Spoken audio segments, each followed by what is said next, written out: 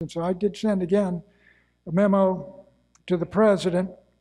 It said in effect that it is now time to go public with the hostility and deal with the hostility and power of these networks. 2/3 of the American people were getting their primary source of information about the nation and about the world was 3 networks where you had about 12 men in New York and Washington deciding what people saw and heard about their country and what they should think, basically, in a lot of ways, about their president.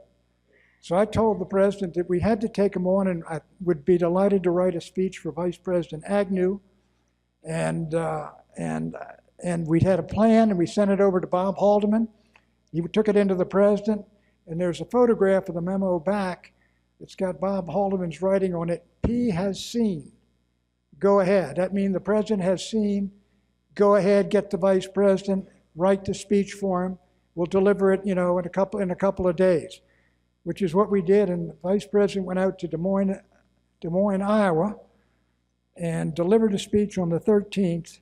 And the speech was one of the greatest successes, certainly in the career of Vice President Agnew, who had been really ridiculed for a great part of that time. And I can still remember it when, after I finished the speech, I was called over by the President of the United States to the Oval Office. And he was doing some editing on my work. And I was a little concerned about this because I thought the speech was a poetic masterpiece. And he had his coat and tie on, and he had his glasses on, his reading glasses, and he had a pen out, and he would write words in, one of them that, these guys are licensed by government. And I was jolted by that. And then as he read on, he said quietly in sort of a murmur, "This'll tear the scab off those expletive deleteds." And I broke out laughing, and he did too, because we knew that this was going to really set the country on fire, the first president ever to take on national press and national networks.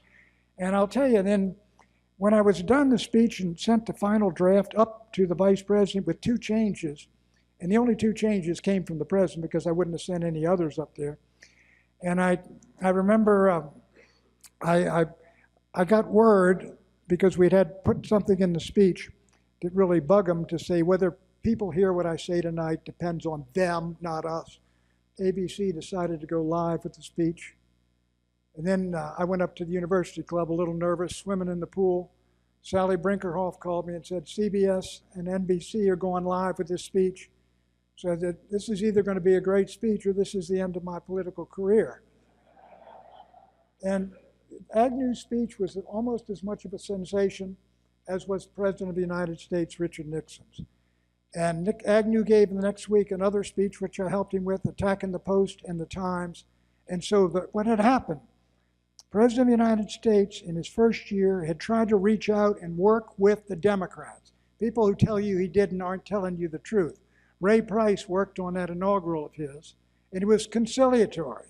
But what happened is they were going to break Nixon as they had broken Lyndon Johnson. But at the end of that year, 1969, that divisive year in America, Richard Nixon, if you can believe it, was at 68% approval in the Gallup poll and 19% disapproval.